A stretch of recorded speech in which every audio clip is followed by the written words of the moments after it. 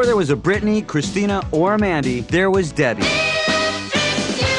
She's the original pop teen queen. Being a pop star at any age is kind of a joke.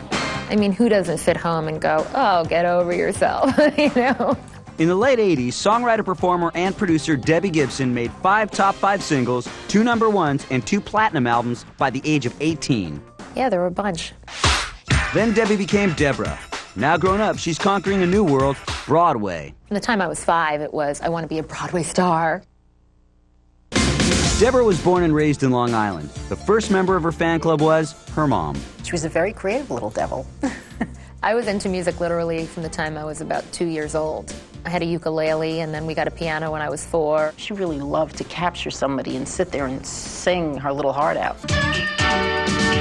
By age 12, Debbie was writing hundreds of songs in her bedroom and going downstairs to record them in her homemade studio. I would line tape recorders up on the ironing board, and I would record a keyboard part into one tape recorder, and I would play it back while playing a live part into another, and it was my idea of multi-track recording. And she said, I'm trying to make a record. You could see the burning desire, you know, you really could.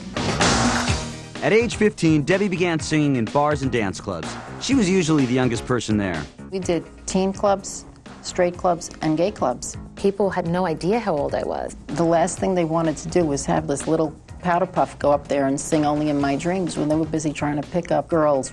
I would look at these guys trying to pick girls up and kind of looking at me like, who is this, you know, who is this girl interrupting my evening? Her shows got the attention of Atlantic Records. They signed the high schooler and released Only in My Dreams as Debbie's first single. We were driving in the car, and all of a sudden, Only in My Dreams came on the radio. Oh my God, that's it! Oh my God, I couldn't. I really, really, really flipped. A year after releasing her album, she had 5 top 10 singles. You know, the build to the first single becoming a hit was almost a whole year. Once it hit, then it felt like everything was like boom, boom, boom. Only in My Dreams, Out of the Blue, Shake Your Love, Foolish Beat, Lost in Your Eyes, Electric Youth. MTV videos helped make Debbie an international superstar. I, being a teenager, was this huge fan of MTV. That was the absolute coolest thing. Hi, I'm Debbie Gibson, and you're watching MTV. I was embraced at that time as a personality as much as for my music.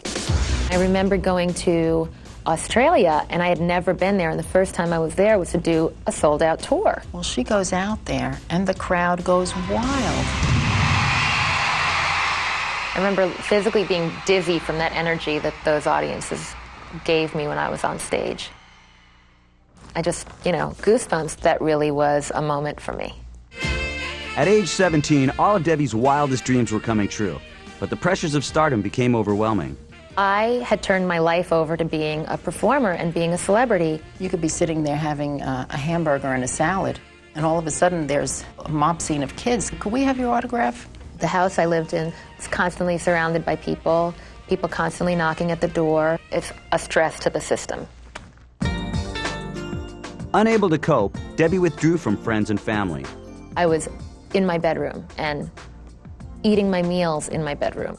We had to get her some professional counseling and medication, you know, because she just couldn't get through it. There came a point where I actually had an anxiety attack in a restaurant where I hyperventilated and I went to the hospital, and it was this whole big ordeal. With her health in jeopardy, Debbie faced a heart-wrenching choice. She made a very conscious decision that she was going to put music on hold. And her reign as pop's teen queen was over. Really deep down, I knew it was right for me, and it's been my saving grace. Today, Deborah Gibson is following her lifelong dream of performing on Broadway. Okay, this has got to be the coolest place in New York. It's all happening right here. I actually did that show over there, Beauty and the Beast, when it was at that theater over there, the Palace.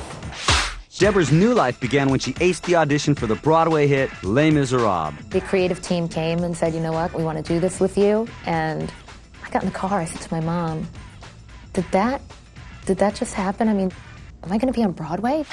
Her highly acclaimed role in Les Mis led to countless others. I actually went from doing Les Mis to doing Grease. I did Funny Girl, I did Beauty and the Beast on Broadway, Gypsy with Betty Buckley, and Joseph in the Amazing Technicolor Dreamcoat. A lot of times someone will come up to me and say, "Are you still singing?"